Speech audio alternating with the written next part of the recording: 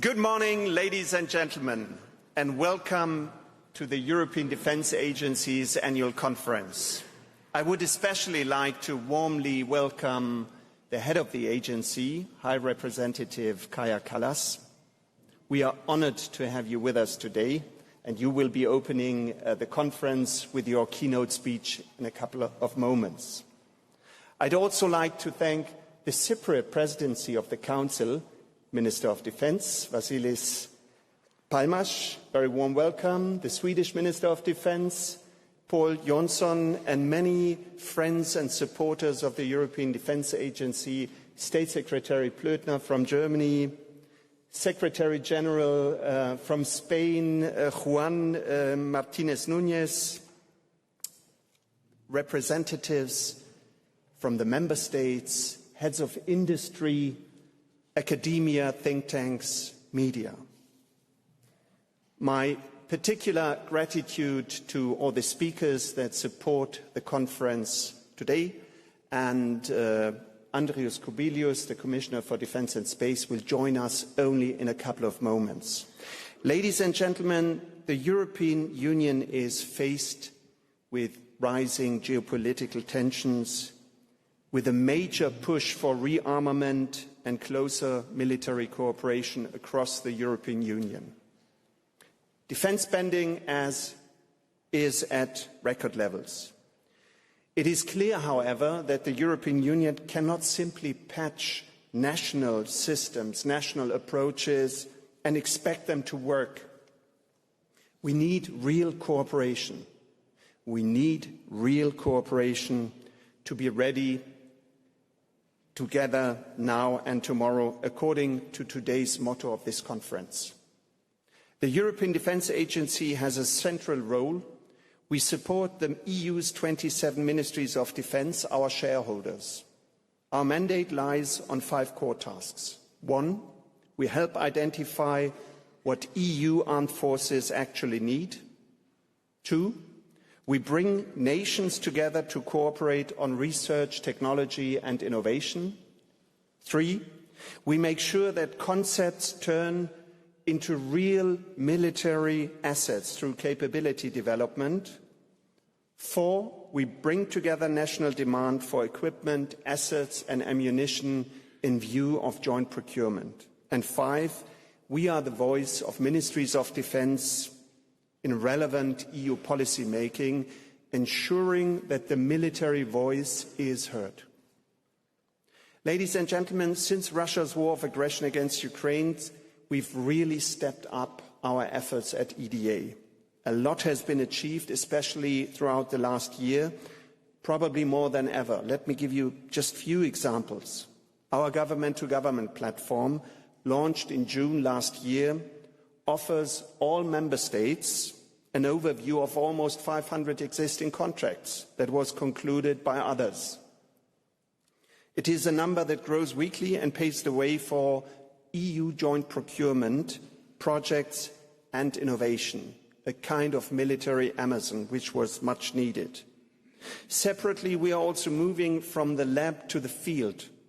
Last year, we held an operational experimentation campaign, OPEX, in Italy, near Rome, on unmanned aerial ground vehicles for logistics and reconnaissance. When it comes to Ukraine, and very warm welcome to you, Hannah, as well, for joining us today, not only have we jointly procured artillery ammunition, that was 2 years ago, but we are now part of the 100 million BraveTech EU initiative, and we will match Ukrainian needs, real operational challenges, with EU innovation and know-how. And these are only a few examples. But even as we have stepped up our work, we feel member states' appetite to do more, to cooperate more at an EU level, and we have to do more as EDA. And it's now the time.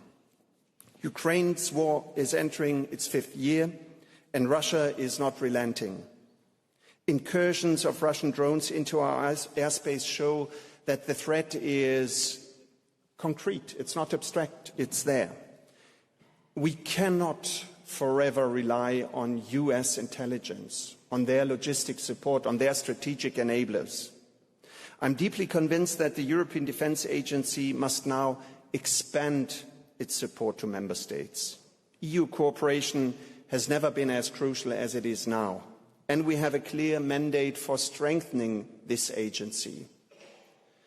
Last year, EU leaders, the heads of state and government, called for a strengthened EDA. And for this purpose, we will approach our shareholders with very concrete proposals in the upcoming days. We are determined to do more, to support our shareholders better. From innovation to joint procurement, capability development to policy.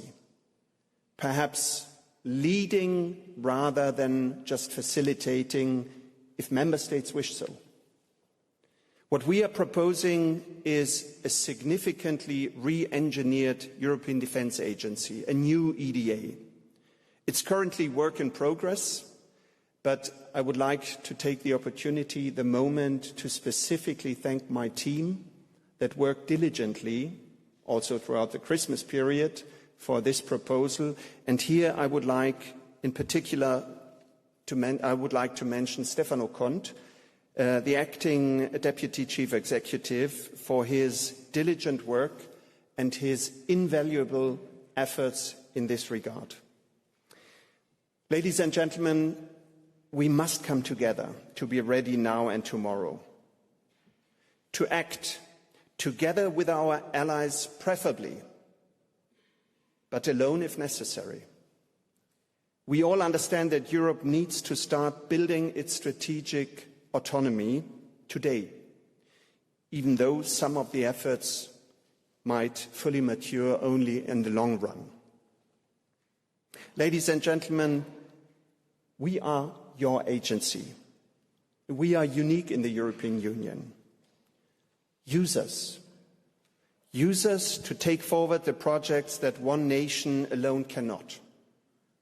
Use us to continue to make the EU a positive, a powerful force in the world. Use us to be ready together for 2030. Thank you.